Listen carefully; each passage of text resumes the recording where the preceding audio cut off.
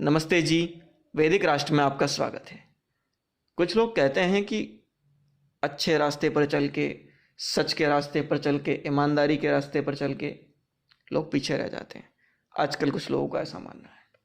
क्या ऐसा वाकई में होता है, या फिर सत्य और ईमानदारी के रास्ते पर चलकर आपको अपनी मंजिल के लिए ऐसे दरवाजे खुले मिल जाते हैं जिनकी आपने अपेक्षा नहीं की थी? जानना चाहते हैं? बने रहिए हमारे साथ। एक गरीब लड़का अपनी बहन के लिए दवाइयाँ लेने बाजार जाता है। रास्ते में उसे कुछ रुपए पड़े हुए मिलते हैं। वो उन रुपयों के पर्स को उठाता है और आसपास देखता है कि किसका है, लेकिन कोई दिखाई नहीं देता।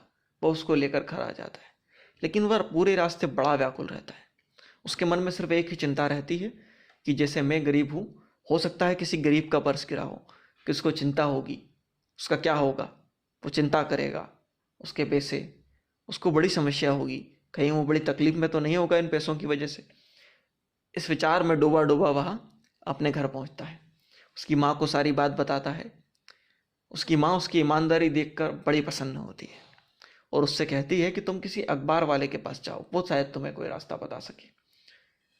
अब संयोग से उसके पहचान के जो अखबार वाले थे उनके पास वो जाता है। वो भी उस बच्चे की ईमानदारी से बड़ा प्रभावित होता है।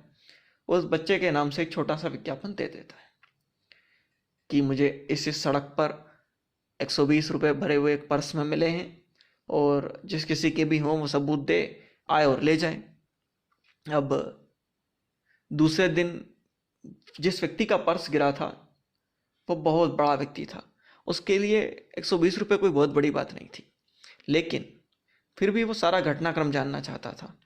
जब वो वहाँ पहुँचा पैसे लेने के लिए, तो उसने उस गरीब बच्चे की हालत देखी तो उसको तुरंत दया आ गई। उसको लगा कि कोई इतना ईमानदार बच्चा वाकई में ये बहुत आगे जा सकता है, बहुत बड़ा व्यक्ति बन सकता है, मुझे इसकी मदद करनी चाहिए। उसने वही किया। उसने वो 120 रुपये उस बच्चे को दे दिए अपनी बहन के इलाज के लिए।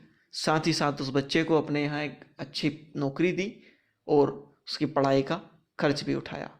देखते ही देखते कुछ दिनों के बाद, कुछ साल बीते और वो बच्चा बड़ा व्यापारी बन गया।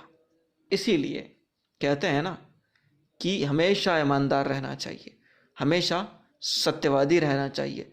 हो सकता है आपकी ईमानदारी आपके लिए वह रास्ता खोल दे आपकी सफलता का, जो सामान्य रूप से आपके लिए संभव ना हो। प्रकृति ऐसे ही काम करती है, ऐसे ही चलता है। इसीलिए हमेशा सत्य बोलें, ईमानदार रहें और वेद विषयक जानकारियों के लिए, प्रेरक प्रसंगों के लिए वैदिक राष्ट्र से जुड़े रहें। धन्यवाद।